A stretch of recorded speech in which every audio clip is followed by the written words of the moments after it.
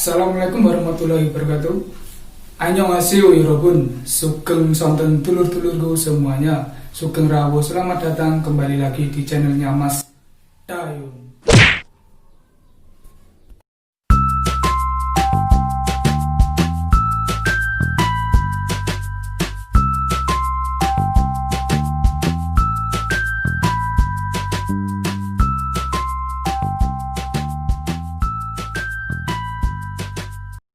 Oke teman-teman, di video kali ini saya mau berbagi tips cara menghadapi ujian IPS topik atau persiapan-persiapan yang dilakukan untuk menghadapi ujian IPS topik. Di sini saya mau berbagi tips berdasarkan pengalaman diri saya pribadi. Langsung saja teman-teman untuk tipsnya. Tips yang pertama, belajar efektif jauh-jauh hari sebelum hari H ujian. Pastikan kalian harus mempersiapkan materi ujian IPS topik itu secara matang dan secara maksimal jauh-jauh hari sebelum hari ujian. Kalian jangan melakukan belajar dengan sistem SKS atau istilahnya sistem kebut semalam. Karena kalau kalian belajar dengan sistem SKS, otomatis kalian akan kurang waktu untuk istirahat dan kurang waktu tidur, yang justru akan membuat kalian pada hari H ujian, kalian itu pas mengerjakan soal malah merasa ngantuk, merasa capek atau lelah, yang justru akan membuat konsentrasi kalian itu buyar dan kalian akan mudah kehilangan fokus kalian. Untuk tips yang kedua, istirahat yang cukup sebelum hari H ujian. Istirahat yang cukup sangat diperlukan bagi tubuh kalian agar ketika pas kalian mengerjakan soal ujian itu tubuh kalian itu fit dan fresh, sehingga kalian bisa fokus untuk mengerjakan soal ujian IPS topik. Buat kalian yang suka begadang, usahakan untuk tidak begadang dulu. Kalian yang biasanya tidur jam 12 malam, usahakan ubah pola tidur kalian pada jam 9 malam. Dan usahakan untuk kalian seminggu sebelum hari ujian, kalian itu nggak belajar yang berat-berat. Kalian itu belajarnya itu yang ringan-ringan saja.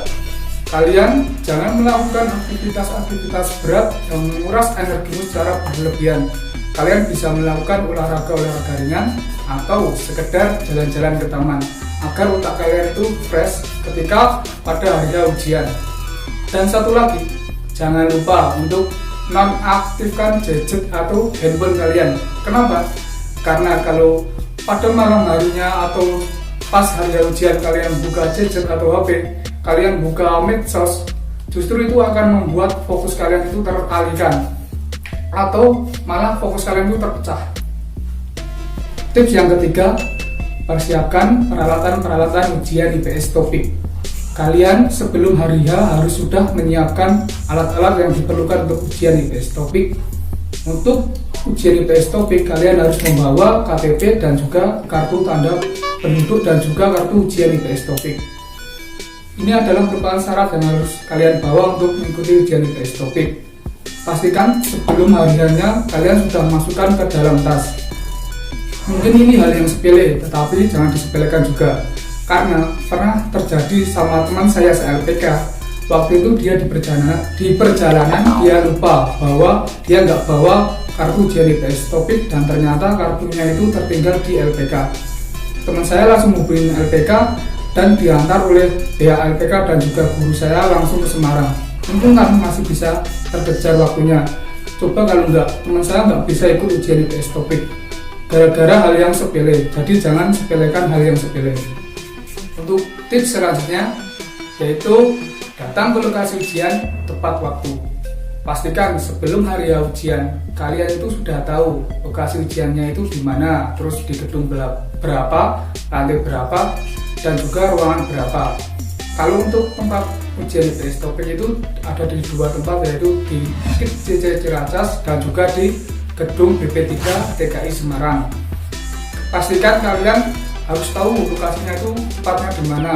Jangan sampai pas hari H kalian panik karena mencari ruangan ujiannya.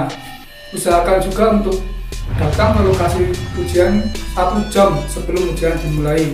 Kalian juga harus mengira-ngira estimasi perjalanan kalian dari rumah kalian sampai ke lokasi ujian IPS topik. Jangan sampai terlambat. Usahakan kalau datang 1 jam sebelum ujian dimulai.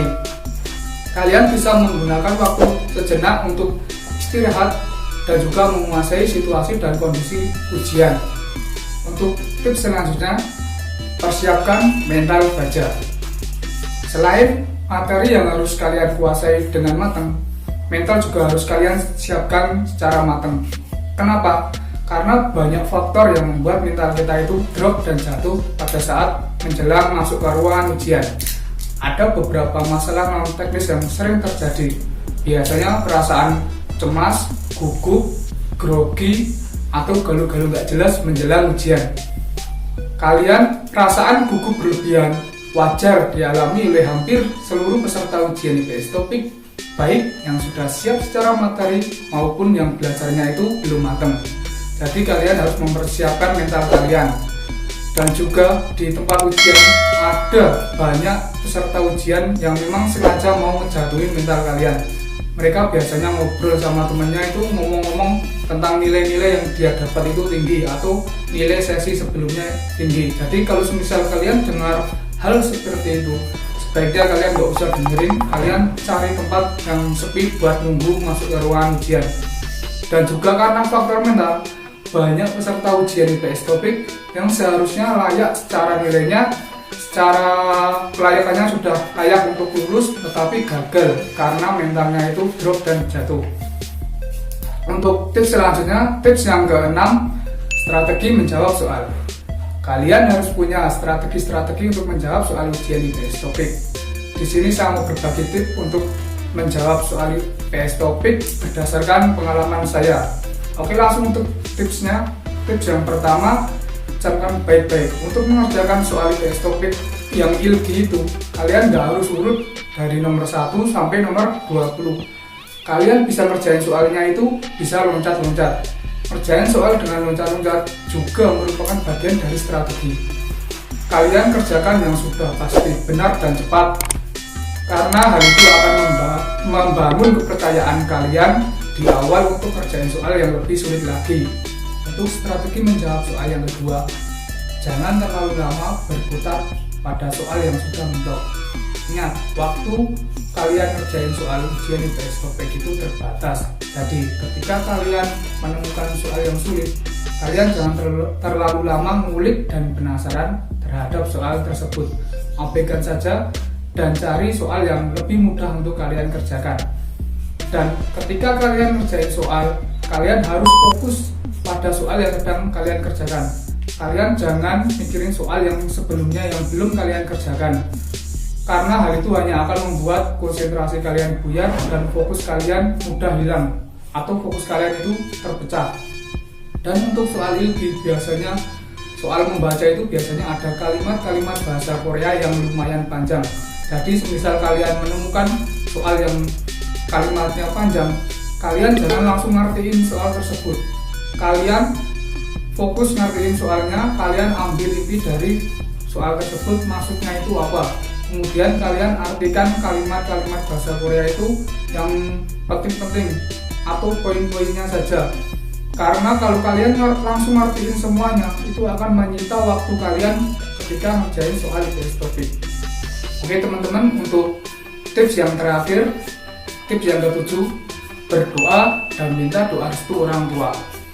Sebelum hari ujian, kalian harus sudah minta doa restu orang tua, minta doa restu keluarga, sanak saudara, teman-teman, dan rekan-rekan kalian seperjuangan agar kalian itu dimudahkan ketika mengerjakan soal ujian IPS Topik.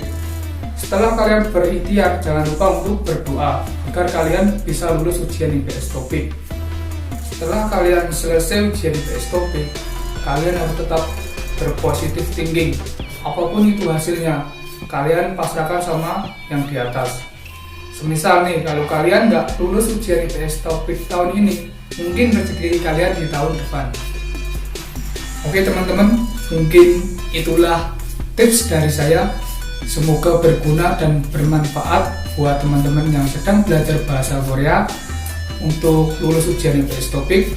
Saya doakan semoga kalian diberikan kemudahan dan kelancaran ketika mengerjakan soal IPS Topik dan kalian diberi kelulusan saat mengerjakan soal IPS Topik. Dan buat teman-temanku dan dulur-dulurku semua yang mau nanya-nanya seputar ujian IPS topik, kalian bisa tinggalkan pertanyaan kalian di kolom komentar atau DM saya di Instagram saya dayun_98. Dan buat teman-temanku, jangan lupa untuk like, share, dan subscribe channel saya agar kedepannya channel ini lebih berkembang dan lebih maju. Dan saya lebih bersemangat untuk buat video-video yang bermanfaat buat teman-temanku semuanya. Dan buat kalian yang sudah subscribe, saya ucapkan matur suwun. Akhir kata dari saya, salam perjuangan. Wassalamualaikum warahmatullahi wabarakatuh.